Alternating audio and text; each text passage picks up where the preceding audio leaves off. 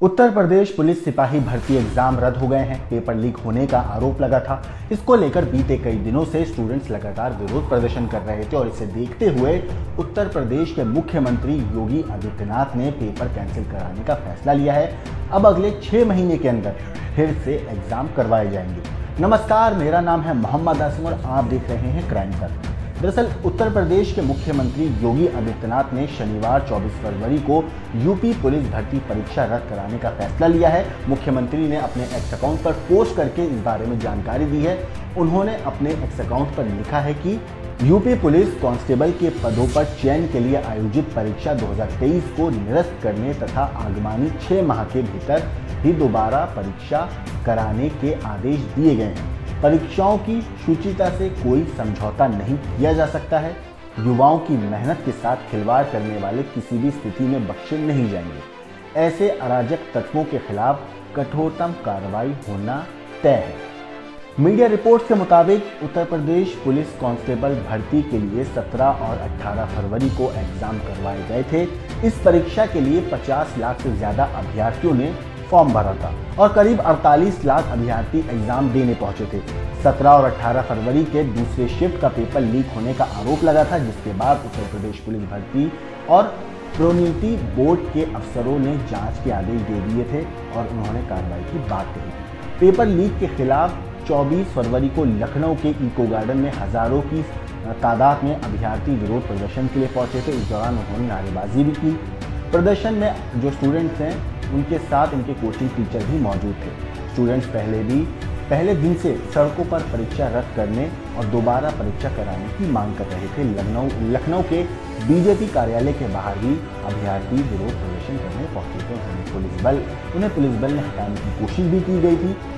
प्रदर्शन कर रहे छात्रों की तरफ से भर्ती बोर्ड से बात करने के लिए 7 लोगों का प्रतिनिधिमंडल बनाया गया था।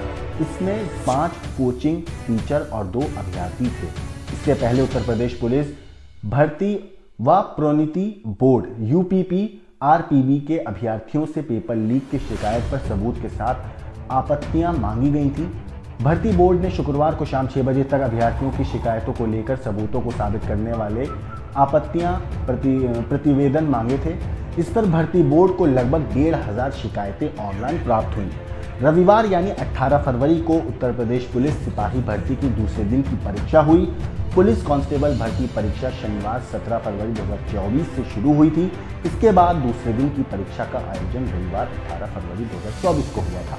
वैसे आपको बता दें कि इस भर्ती के लिए 48 लाख से ज्यादा कैंडिडेट्स ने रजिस्ट्रेशन किया था। वहीं दूसरे दिन एग्जाम के बीच ऐसी भी खबर सामने आई कि यूपी पुलिस कांस्टेबल भर्ती परीक्षा का पेपर लीक हो गया है। सोशल मीडिया में शनिवार यानी 17 फरवरी से ही कई यूजर्स ने दावा करने लगे थे कि यूपी पुलिस कांस्टेबल भर्ती परीक्षा का पेपर लीक हो गया है। इसे लेकर कई स्क्रीनशॉट भी शेयर किए जा रहे हैं, लेकिन उत्तर प्रदेश पुलिस भर्ती एवं प्रोन्नति बोर्ड ने इसे लेकर अहम जानकारी साझा करते हुए मामले की सच्चाई बताई है। यूपीपीआरपीबी ने एक्स पर पोस्ट करके कहा कि पेपर लीक के सभी दावे फर्जी हैं एवं इसका भ्रम सोशल मीडिया पर फैलाया जा रहा है। ऐसा पोस्ट उन्होंने पहले किया था।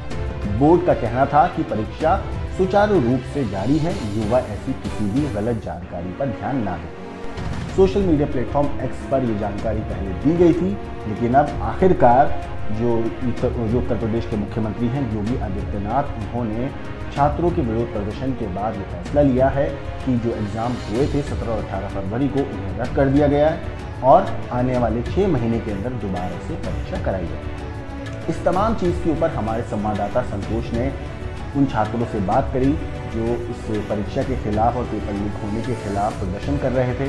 उन छात्रों ने क्या कहा, एक बार आप ये सुनिए। जो छात्र हैं ये सब लोग आए हैं, बिल्कुल इनसे बात भी कर लेते हैं।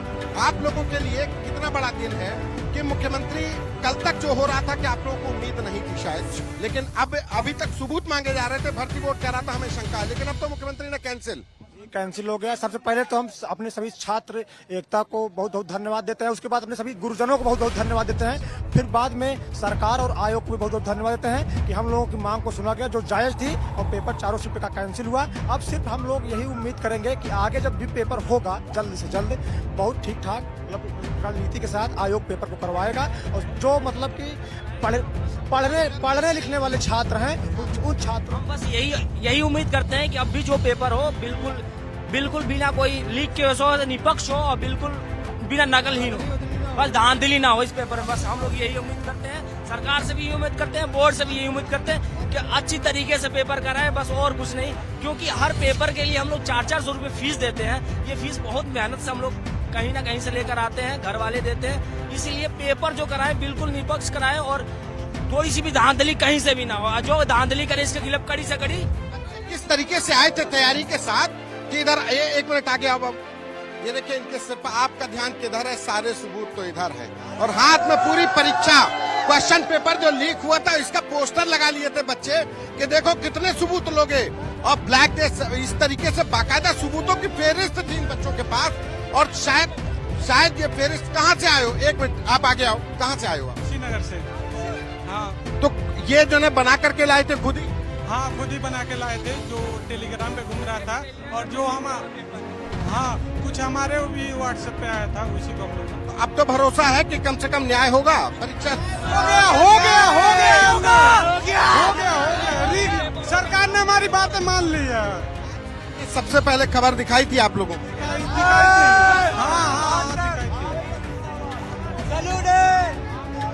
ये पहली बार उम्र में छूट के लिए भी आवाज उठाए थे आपने पहली बार उम्र में भी छूट के लिए भी आवाज उठाई थी और आज तक के जरिए उठाई थी। बता दें कि आज तक ही वो था जब इस पूरी परीक्षा को लेकर के फॉर्म मंगाए गए तो इन बच्चों को उम्र में छूट नहीं दी गई थी। तो हवाला दिया गया कि कैसे राजस्थान या तमाम अन्य राज्य सरकारों ने कोरोना के काल को लेकर के इन बच्चों को छूट दी गई। ये खबर आज तक पर सबसे पहले हम लोगों ने दिखाई, मुद्दा उठाया, दस्तक में अपनी खबर दिखाई और उसी का ये जिक्र कर रहे थे कि कम से कम 3 साल की छूट उसी की बात मिली थी। और अब आपको आपका धन्यवाद सर जी। आप भारत में क्रांति जब भी आई है युवा के बिना नहीं आई है, ये बात सर इतिहास में दर्ज है। पहले भी तो सर युवा शक्ति का यही फर्क पड़ता है। युवा एकता। तो सुना आपने छात्र इस बारे में क्या कह रहे हैं। इस पूरी स्टोरी के ऊपर आपका क्या कहना है? अगर सोच रहे हैं कमेंट करके जरूर बताइएगा। लेकिन देश और दुनिया की क्रांति खबरों के लिए देखते रहिए